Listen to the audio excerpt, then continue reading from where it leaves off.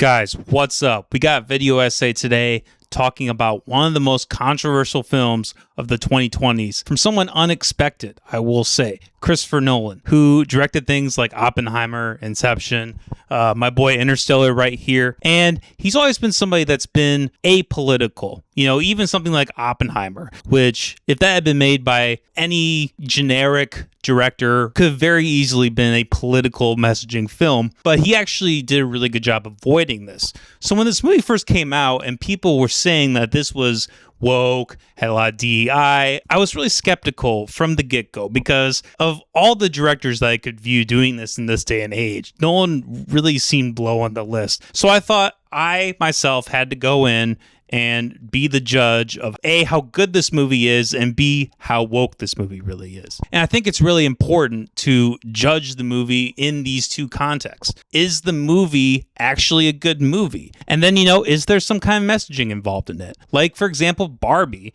was a very well done movie, objectively, but had some really, flawed and really, in my opinion, dangerous ideology that was promoted with it. I'm a big believer in movies that come from a source material have to be graded at face value of, to what the movie is. And you have to be able to separate it from the original source material because it's a new interpretation. It's a new piece of media. There are countless examples throughout film history. Movies have come from source material and, in my opinion, surpassed that source material. It's like The Shining, right? You're always going to find those people that do not like The Shining because of it not being an accurate interpretation of what Stephen King originally wrote. But Stanley Kubrick was really able to take a source material, make it his own, and really make one of the most effective horror films in history, in my opinion. If I were to sum up this movie, I'm just going to say there are parts that are really good, and those parts are amazing. And there are parts that are really bad, and it's impossible to ignore. So let's just get into it. I personally have not read the Odyssey. I was lucky enough to have not been subjected to having to read this in class. I also want to say I do intend to make this as spoiler-free as possible, but no promises. I thought there were a lot of very intense sequences, a lot of very intense moments. The moment with Cyclops, I was on the edge of my seat. I thought that the last two acts especially were really solid. I've seen this criticism a lot where it really seems like it's just hopping from one place to another. I don't really think that's an accurate reading of it. There is an objective through the movie where he is trying to get home. And, obviously they're on a boat. They have limited resources because of that. So it makes sense that they would stop along the way to places to rest, to, find shelter, to find food, etc. So this idea that it's just hopping from place to place, I don't think is a very good critique of the movie. Like I said, I thought the action sequences were really solid and intense. There were, I think as a whole, a lot of clips around the action sequences that were taken out of context. And I think when you actually watched it, I thought it was very well done. That critique just didn't make sense to me. I will say, I think Matt Damon gave probably one of the strongest performances of his career here. He did a very good job balancing the stoicism that I think is essential in an action character, along with being able to, have the reflective emotional aspects to it, which, is something that people have criticized because I suppose from what I understand, the character Odyssey in the original poem, The Odyssey, did not really have this complexity to him, was very stoic, did not have a lot of regret and guilt. But, the thing is, that just isn't really realistic. There were also some really notable performances in this film. I thought Anne Hathaway was fantastic. I thought John Bernthal also played a fantastic role. The soundtrack was just incredible. I think the soundtrack breathed life into the action sequences that would not have been possible otherwise. It was just a different beast, and I really think the soundtrack also enhanced the horrorcore that was, another really beneficial thing of this movie. The Cyclops scene in particular, the scene where the soldiers go into the house of the witch and they're turned into pigs. These things were done really well. Like, I really felt like you were watching a horror movie as opposed to a Nolan movie. It was a Nolan movie, but it also wasn't. And I don't say this as a criticism. I think when a director is able to go outside their comfort zone and really create something that, in a way redefines who they are as a director, I think that's really positive. Now, for all the good things I have just said about this movie, there are some notable problems in this movie that I think do take you out of it, unfortunately. First of all, the first act of this movie is a mess. I can understand in a sense that Nolan did have a lot to undergo here, right? He had to take this poem that was really lengthy and extensive and had a lot of background, and the poem in itself, from what I understand, jumps around. I have to give him that credit. There was a challenge in that, especially trying to fit this in a 3-hour time frame. Nonetheless, again, you have to take these things at face value. I do think the first act just seemed all over the place. You were just jumping around time periods and from place to place. It was just an overload of information. Also, I think the thing that makes the first act really not that great is it showcases the worst acting in the film. Matt Damon's character Odysseus is rarely in it. We are left with Tom Holland, who I gotta say didn't really do that great of a job in this film. Leguizamo also wasn't very good. The performance, however, that I think was the worst in the entire film was Elliot Page. Now, we're going to put aside the politics and the gender stuff for later in the video.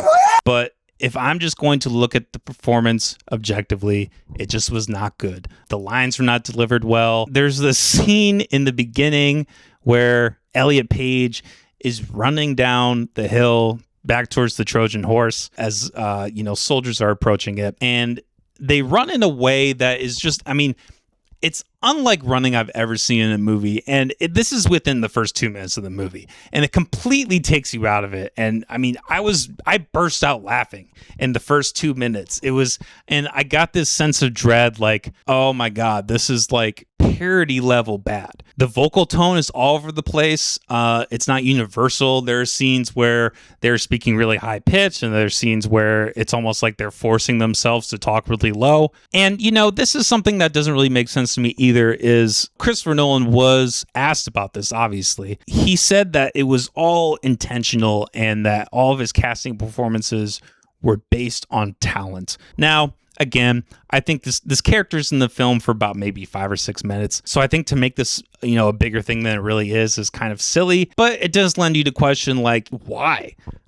Why is this actor, being put into this position and clearly didn't do a great performance? I think the last, really bad thing about this movie that needs to be discussed is the dialogue. The dialogue is just jarring and uneven. There are movies like My Private Idaho and even like the 90s version of Romeo and Juliet that kind of does the inverse of this, where you have modern day settings in place and then you have characters kind of speaking in this old Shakespearean type of language, right? The reason it works in those movies is it's consistent. The whole movie encompasses this world where it's like, okay, we're going to live in this fantasy world where it's modern day, but people are going to speak like this. And if it's consistent, it works. The problem in this movie and in the Odyssey is that it's not consistent. There are times where the character is talking in this like Shakespearean tone, and then there are times where Tom Holland's character is asking when his dad's going to be back, right? If you wanted to do something that is the inverse of My Private Idaho and, have this fantasy old times setting and then have people talk in a modern way, I don't think there's anything wrong with that artistically. However, if you're going to make it, not consistent, it doesn't sell. This is also something Nolan has defended, where he said like he wanted the emotional parts of the, the story and the dialogue to really sell as opposed to the nature of the setting of the piece or whatever. And again, that's fine, but if it's not going to be consistent, it's not really going to sell. Now, let's get into the nitty gritty. Let's get into the controversy of this film. Is this a woke movie? Is this a woke adaptation? And my answer to that is ultimately no. The movie didn't exhibit any themes of, radical feminism or DEI or wokeness. I think the thing that would maybe align most with that is the casting. However, it's not like Matt Damon was a black guy, right? Or a black woman, right? The casting that was, quote unquote, non-white, there wasn't really that much screen time for those characters in my mind, and it wasn't really distracting. I think there's a difference between something like Chernobyl, which, although was a fantastic TV series, depicted all of the, Russian Soviets as, English people. The whole time I'm like, okay, this doesn't make any sense. And that it wasn't even woke. It was just like, why are you doing, like, you're telling me that you can't find Russian actors to do these characters? But, something like the Odyssey, which I know people have called historical fiction, but if we're going to really take it at face value that, it is a piece of fiction, it is fantasy, I think it's okay to be able to stretch those casting things, right? I think it's okay to have non-white actors in these character roles, given that this is fantasy, this is fiction, this is the director taking a piece of work and adapting it and putting it into the screen how he feels fit. And, it'd be one thing if the casting was really overt and in your face and there was this like messaging that's saying like, oh, white people are evil. There's none of that. It really just was happenstance. In my mind, it didn't take you out of the movie. I think the thing with the DEI stuff is I can understand why somebody going into that movie, like Matt Walsh, would come to that conclusion. Because the movie does open with a black man in the house of Odysseus with all the suitors banging on a stick and doing a chant, and it cuts immediately to Elliot Page. So I can understand someone who is going in looking for that, they would in the first 2 minutes be like, oh, this is woke, this is DEI. And they would let that ruin the rest of the movie for them. But I think if you go into it with an open mind and just say, hey, there's some non-white casting and, okay, let's just still take this film at face value. I don't see how you could really come up with a DEI woke hyperactive reaction like people like Matt Walsh and others had. And I will say, again, I haven't read the poem, and I definitely have not read Emily Wilson's adaptation of the poem, which is what Christopher Nolan drew inspiration from when creating this movie, which has, led to a lot of backlash online. Wilson's adaptation brought more of these themes of emotional complexity of the situation of warfare. And, I think people preemptively were like, oh, because he's going off this Emily Wilson adaptation, it's going to be really woke. And it's actually interesting. Emily Wilson has herself come out and said that she disagrees with the adaptation of her adaptation. So I think that's kind of telling in a way, right? That Nolan, once again, was really able to stay apolitical. One other argument that I saw that was controversial that I think was just kind of weak was the no Greeks casting. And this was something that I found kind of interesting, is how there were people both quote unquote on the left and quote unquote on the right of the political spectrum discussion, both talking about how Nolan's lack of Greek depiction tainted the movie for them. It's funny, even in response to him, kind of casting Elliot Page and casting non-white actors, you can't please everyone, right? I don't see why it would bother you that much unless you were one of these people who are like, we need representation. It sounds very familiar to the not being authentic to the source material argument. It's like, okay, because this movie isn't 100% quote unquote accurate, you're just going to throw it in the trash? I don't know, man. Like, I guess I feel sorry for you at the end of the day. Okay, let's drop the bomb here. Casting Elliot Page in this role makes no sense whatsoever. Something that I actually found to be kind of funny about this, and I'm going to get shit for this, but Elliot Page's character, who I don't remember the name, is the deceiver. In a way, it's almost like casting a black man as Snape, right?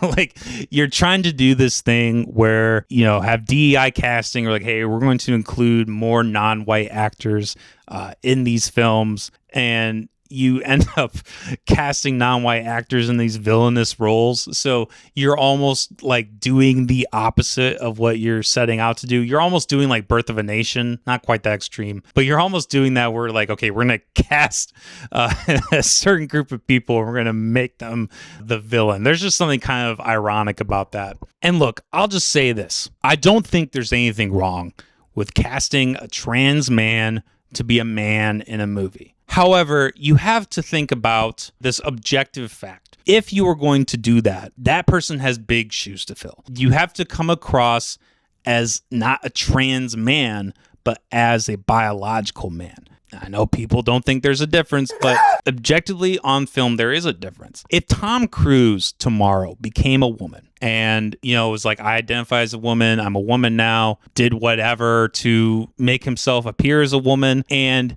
he then went to a movie and played a woman, he would have very big shoes to fill. He might be able to do it. I don't know. He's a very talented actor. These aren't things that can 100% detract somebody from being able to play a man as a trans man, but you have to be able to deliver on that. You have to be able to do that effectively. And honestly, it just didn't do it for me. It wasn't an effective casting. It wasn't an effective performance. Ultimately, at the end of the day, I don't really think there's a big DEI woke statement in this. I think it's a fine movie. I think there are parts that are really enjoyable, really intense. It's definitely worth seeing in the theater. But, overall, it is probably one of Nolan's weakest films. The fact that the first act of the movie is just so horrendous, so poorly acted, the dialogue is just terrible. The fact that you really have to get 45 minutes into the movie for it to start getting good, that's not really the trademark of like a good movie, right? Almost all of Nolan's films that I've ever seen have at least delivered